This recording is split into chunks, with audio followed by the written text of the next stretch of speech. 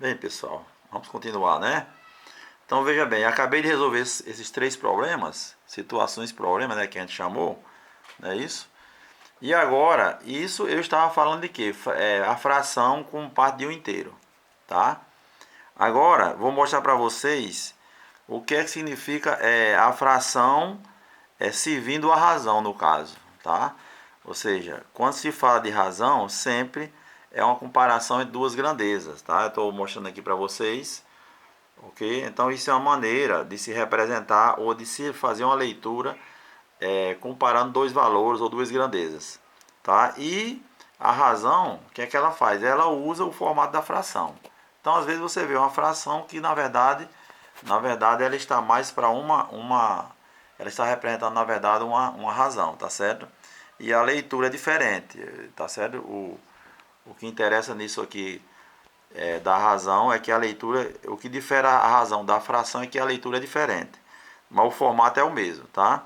Então eu estou colocando aqui para vocês uma tabela, tá certo? Que representa a mortalidade infantil, que estatisticamente tem uma leitura dentro de uma razão, tá certo? Então nós temos aqui de 1930 a 2010 a mortalidade infantil do Nordeste, tá?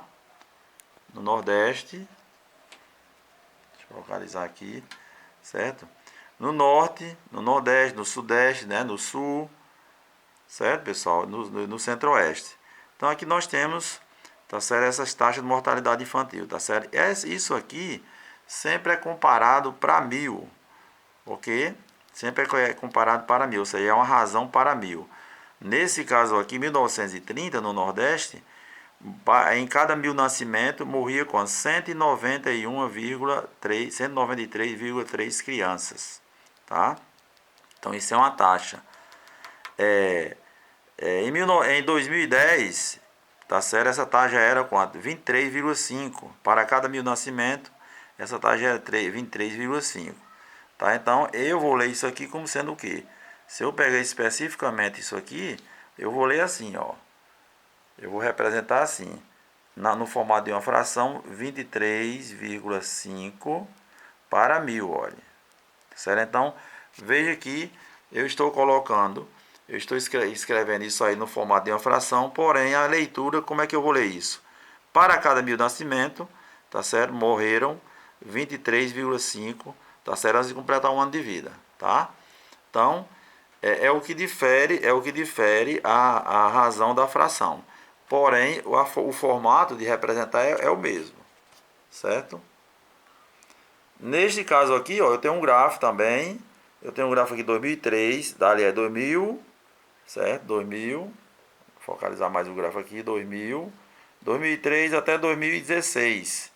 Então, em 2000, a mortalidade era o quê? 31. Isso aqui é no Brasil. Isso aqui não está mais por região.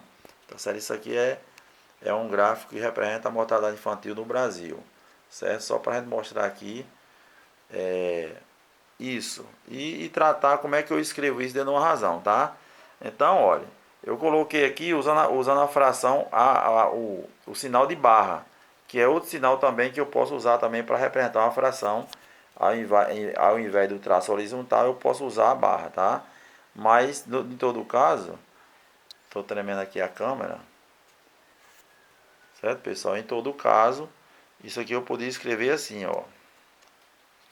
Deixa eu pôr aqui meu braço que eu estou com o braço tremendo. Deixa eu ver se assim fica melhor.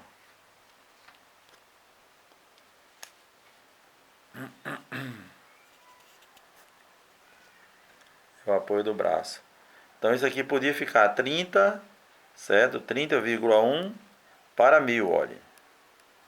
Então como é que eu vou ler isso? Para cada 1000 nascimentos, tá certo? 30,1 morreram antes de completar um ano de vida, certo? Então veja que a leitura, eu não vou ler isso aqui como sendo 30,1 milésimos. Não vou ler porque não teria sentido nenhum, tá? Mas veja que o que eu quero mostrar para vocês é que esse formato aqui também é da fração, ou seja, o formato da fração está servindo também para representar uma razão, certo? Esse daqui no caso seria o que? Seria 14,3 para 1000. Ou seja, para cada 1.000 nascimentos, 14,3 morreram antes de completar um ano de vida. Isso em 2015. 2016, 14,9. 14,9 para 1.000.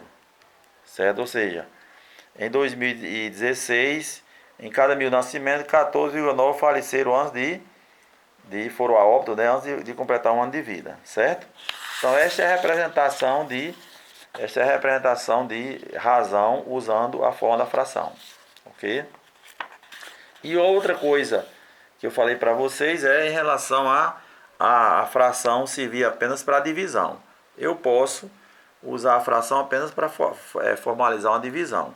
Eu tenho aqui 3 inteiros, ó, 3 inteiros, certo? 3 inteiros, e preciso dividir isso aqui por 2, em duas partes, certo?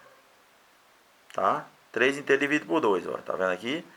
Tá? Então, 3 dividido por 2, 1,5, tá?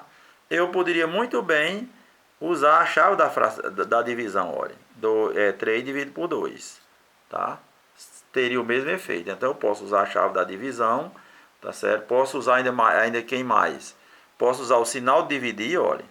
Posso usar o sinal de dividir. 3 dividido por 2, tá? E ainda posso usar a barra, né? Tá? Posso usar a barra também. A barra representa a fração também, olha. É uma maneira de representar uma fração também, olha. Tá? Então, 1/2, certo? Aqui 1,5 também, né? Aqui 1,5, ó. Certo? Então, para usar uma divisão, para dividir dois números, posso usar a chave, posso usar o sinal de dividir. Ou eu posso usar o traço horizontal de fração e posso também usar a barra que também representa uma fração. Ok? Então, a fração também pode ser apenas um meio de divisão também. Tá? Neste caso aqui, eu estou dividindo o quê? Estou dividindo 30 quintos, porque eu tenho aqui, se eu pegar todos os pedacinhos aqui, eu tenho 30, e aqui os tamanhos são de quintos, tá? Barra de 5 pedaços. Então eu vou dividir, eu quero dividir 30 quintos por 6, certo? Então eu teria essa fração aqui, ó, 30 quintos dividido por 6. Só que aqui eu estou usando o quê? Eu estou usando o sinal de divisão, tá? Mas eu podia fazer isso aqui, ó. Eu poderia simplesmente fazer isso aqui. 30 quintos dividido por 6, ó. E aí eu teria uma fração dividida por 1 inteiro. Eu gero aqui outra fração, certo?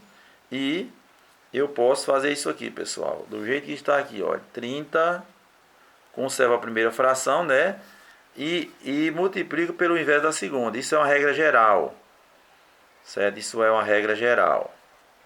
Vou falar para vocês que essa regra geral serve para qualquer situação, certo? Multiplicando 30 por 1 e 5 por 6. Dá 30 sobre 30. E aí o resultado é o que? É 1. Ou seja, se eu dividir 30 quintos, no caso são 30 quintos, essa quantidade de pedaços aqui, por 6, por 5, então eu vou obter uma barra dessa, olha. Tá certo? Que é exatamente o resultado disso aqui. Pessoal, mas eu poderia também, neste caso aqui, foi que eu fiz aqui, 30 dividido por 6, tá certo? Eu mantive isso aqui, ó, eu não inverti e consegui dividir. Então veja bem, eu posso fazer a divisão direta de fração desde que os numeradores sejam divisíveis entre si e os denominadores também, olha. Então nesse caso aqui, 30 dividido por 6 é 5. 5 dividido por 5 também 5 dividido por 1 é 5. Tá certo? Então eu posso fazer a divisão direta, numerador por numerador, denominador por denominador, tá certo? Sem precisar fazer a inversão. Só que às vezes isso não dá certo, porque só é interessante fazer assim se os dois números são divisíveis, tá? Essa inversão multiplicar pelo inverso da segunda, isso aqui é uma regra geral que sempre vai funcionar. Ok, pessoal? Então, completando, eu vou deixar esse vídeo curto mesmo, tá certo? E vou fazer outro vídeo para explicar outras partes que a gente vem trabalhando.